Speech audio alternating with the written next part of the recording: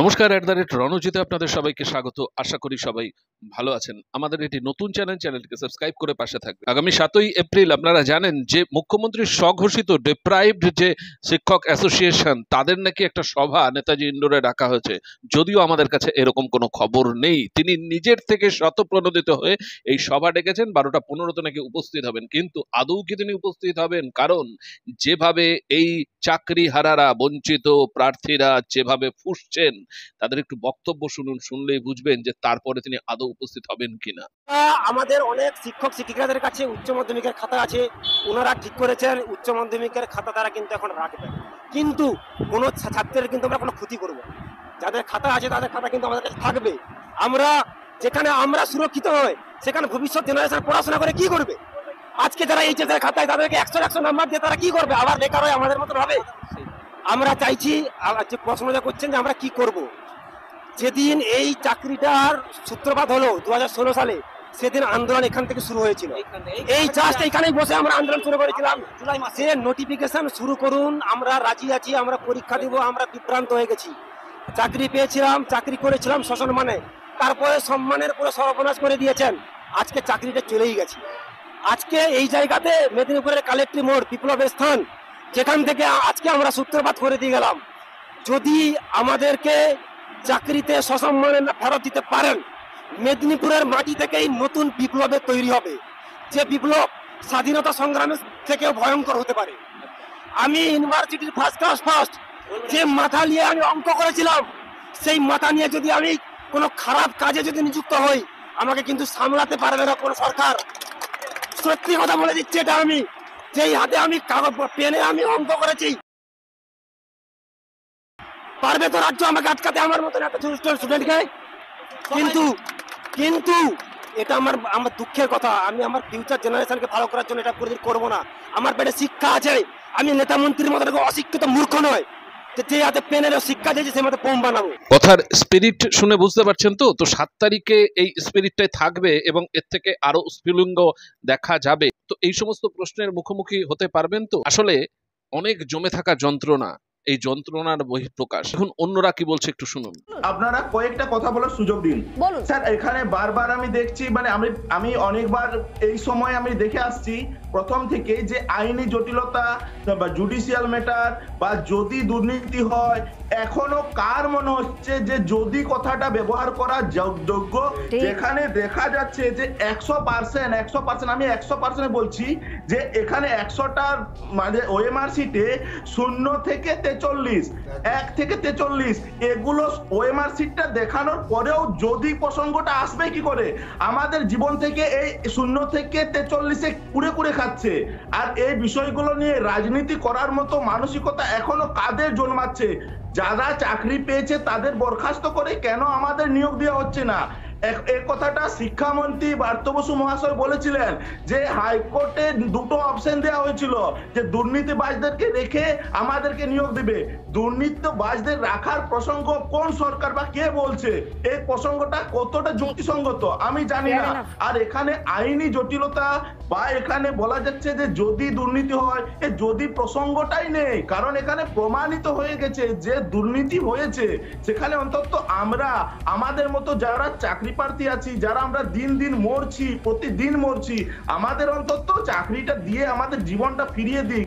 এই বিষয়টা আপনারা দেখুন। রাজনীতি করার, যুক্তিতর্ক করার অনেক ভবিষ্যতে অনেক বিষয় পাবেন, কিন্তু যাদেরকে নিয়ে রাজনীতি করবেন তারা যদি বেঁচে না থাকে, তাহলে আর কাদেরকে নিয়ে আপনারা রাজনীতি করবেন? আমাদের অনেক শিক্ষক শিক্ষিকাদের কাছে উচ্চ মাধ্যমিকের খাতা আছে, ওনারা ঠিক করেছেন উচ্চ মাধ্যমিকের খাতা তারা কিন্তু এখন রাখবেন, কিন্তু কোনো ছাত্রের কিন্তু আমরা কোনো ক্ষতি করবো না। যাদের খাতা আছে তাদের খাতা কিন্তু আমাদের কাছে থাকবে। আমরা যেখানে আমরা সুরক্ষিত হই, সেখানে ভবিষ্যৎ জেনারেশন পড়াশোনা করে কি করবে? আজকে যারা এইচএসের খাতায় তাদেরকে 100 নাম্বার দিয়ে তারা কি করবে? আবার বেকার হয়ে আমাদের মতন হবে? আমরা চাইছি, যে প্রশ্নটা করছেন যে আমরা কি করব, যেদিন এই চাকরিটার সূত্রপাত হলো 2016 সালে, সেদিন আন্দোলন এখান থেকে শুরু হয়েছিল। এই জাস্ট এখানেই বসে আমরা আন্দোলন শুরু করেছিলাম, জুলাই মাসে নোটিফিকেশন শুরু করুন, আমরা রাজি আছি, আমরা পরীক্ষা দিব। আমরা বিভ্রান্ত হয়ে গেছি। চাকরি পেয়েছিলাম, চাকরি করেছিলাম শোষণ মানে, তারপরে সম্মানের পুরো সর্বনাশ করে দিয়েছেন। আজকে চাকরিটা চলেই গেছে। আজকে এই জায়গাতে মেদিনীপুরের কালেক্টরি মোড়, বিপ্লবের স্থান, যেখান থেকে আজকে আমরা সূত্রপাত করে দিয়ে গেলাম। যদি আমাদেরকে চাকরিতে সসম্মানে না ফেরত দিতে পারেন, মেদিনীপুরের মাটি থেকেই নতুন বিপ্লবের তৈরি হবে, যে বিপ্লব স্বাধীনতা সংগ্রামের থেকেও ভয়ঙ্কর হতে পারে। আমি ইউনিভার্সিটির ফার্স্ট যে মাথা নিয়ে আমি অঙ্ক করেছিলাম, সেই মাথা নিয়ে যদি আমি কোনো খারাপ কাজে যদি নিযুক্ত হই, আমাকে কিন্তু সামলাতে পারবে না কোনো সরকার। সত্যি কথা বলে দিচ্ছি, এটা আমি যেই হাতে আমি কাগজ পেনে আমি অঙ্ক করেছি, পারবে তো রাজ্য আমাকে আটকাতে, আমার মতন একটা স্টুডেন্টকে? কিন্তু কিন্তু এটা আমার দুঃখের কথা। আমি আমার ফিউচার জেনারেশনকে ভালো করার জন্য এটা করবো না। আমার পেটে শিক্ষা আছে, আমি নেতা মন্ত্রীর মতো অশিক্ষিত মূর্খ নয় যে হাতে পেনের শিক্ষা দিয়েছে সে মতো বোম বানাবো। আমার পেটে শিক্ষা আছে, আমি নেতা মন্ত্রীর মতো অশিক্ষিত মূর্খ নয় যে হাতে পেনের শিক্ষা দিয়েছে সে মতো বোম বানাবো। আপনারা 7 তারিখের বৈঠকে যাওয়ার বিষয়ে এখনো কতটা প্রস্তুতি নিয়েছেন বা কি ভাবনা চিন্তা করছেন? দেখুন, 7 তারিখে বৈঠকে যাওয়ার ব্যাপারে প্রথম বেশ কিছু কোশ্চেন আছে, আমাদের প্রশ্ন আছে। প্রথম কথা, এই বৈঠকটা মমতা ব্যানার্জি মাননীয় মুখ্যমন্ত্রী উনি ডেকেছেন, উনি কাদের নিয়ে জন্য ডেকেছেন? যোগ্য প্রার্থীদের জন্য বসতে চেয়েছেন না অযোগ্যদের সাথে নিয়ে বসতে চেয়েছে?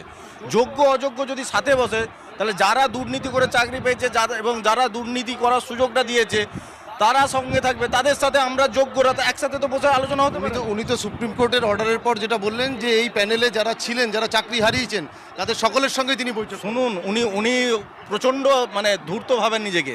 উনি ওয়ার্ড নিয়ে খুব ভালো খেলেন। উনি সেদিন একটা নতুন টার্ম ব্যবহার করেছেন, বঞ্চিতদের জন্য। বঞ্চিত কারা? যারা টাকা দিয়ে চাকরি পেয়েছিল, যাদের চাকরিটা চলে যাচ্ছে, তাদের সুদসহ ফেরত দিতে হবে, তাদের জন্য দরদ উতলে পড়ছে, তারা বঞ্চিত না? যোগ্য যারা প্রকৃতপক্ষে নিজেদের মেধার জোরে চাকরি পেয়েছে, প্রশ্ন থাকবে যে আপনি যোগ্যদের পাশে না অযোগ্যদের পাশে? প্রথম কথা, যদি যোগ্যদের পাশে, তাহলে যোগ্যদের বাঁচানোর জন্য আপনি কি করছেন? আপনি কেন এখনো পর্ষদ বা এসএসসির সাথে বসে প্রপার, যেমন অযোগ্যদের লিস্ট বেরিয়েছে, আপনাদের কাছে এখনো পর্যন্ত মুখ্যমন্ত্রী বৈঠকে বসতে চেয়েছেন, কিন্তু আপনাদের যে সমস্ত প্রশ্নগুলো রয়েছে এগুলো এখনো পর্যন্ত ক্লিয়ার নয়। সেই জায়গা থেকে আপনারা যাবেন কিনা সেটা নিয়ে একটা সন্দেহের জায়গা রয়েছে। 7 তারিখের বৈঠকে কি যেতে ইচ্ছুক? মাননীয় মুখ্যমন্ত্রীর ডাকা বৈঠকে আমার তো যেতে আপত্তি নেই, কিন্তু কাদের নিয়ে ডেকেছেন তা সেটাও তো আমাদের কাছে পরিষ্কার না। এবার পুলিশ প্রশাসনের পক্ষ থেকে এখনও পর্যন্ত আমরা যে আদৌ মিটিংয়ে যেতে পারবো, আমি তো জীবনবিজ্ঞানের নবম দশম শ্রেণীর একজন সর্বহারা শিক্ষক, এই মুহূর্তে চাকরিহারা, তা আমি জানি না যে আমি সেই মিটিংয়ে কিভাবে যাব, আদৌ যেতে পারবো কিনা। পুলিশ প্রশাসন কোনো যোগাযোগও করেনি, বা আমাকে কোথায় যোগাযোগ করতে হবে, আমি কিভাবে যাব, না আমি ঘাড় ধাক্কা খেয়ে চলে আসব, কিছুই আমি জানি না। আপনার মিডিয়ার মাধ্যমে আমি রাজ্য প্রশাসন, মাননীয় মুখ্যমন্ত্রীর কাছে আপনি যেতে ইচ্ছুক?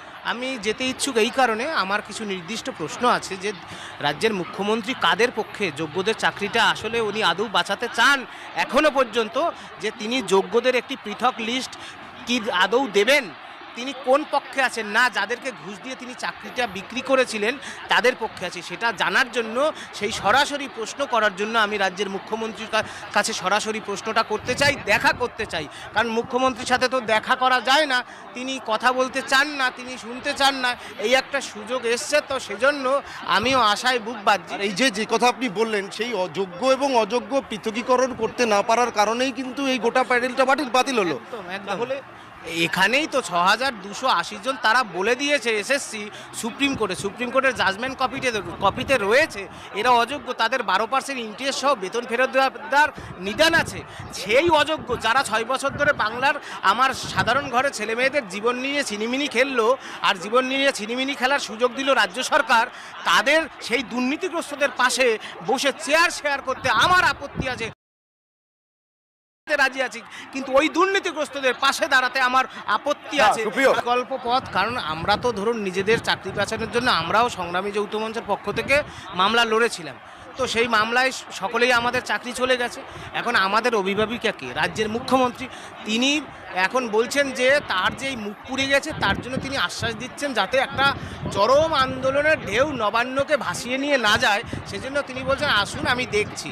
তার দেখছি এখন সেইখানে আমরা কিভাবে যাব, তিনি আদৌ কি যোগ্যদের যারা তাদের পৃথক লিস্ট এখনও তৈরি করার সুযোগ আছে, বিভিন্ন বক্তব্য আপনারা শুনছেন, তিনি কিভাবে আমাদের পাশে থাকতে চান, যোগ্যদের চাকরিটা সসম্মানে আমরা কিভাবে পেতে পারি, কি ব্যবস্থা করেন সেটা তো আমাদের জানা। সেটা তো দেখুন, বিকল্প পদ উঠে আসতে পারে, এখন এই লাস্ট মোমেন্টে এসে উঠে আসতে পারে।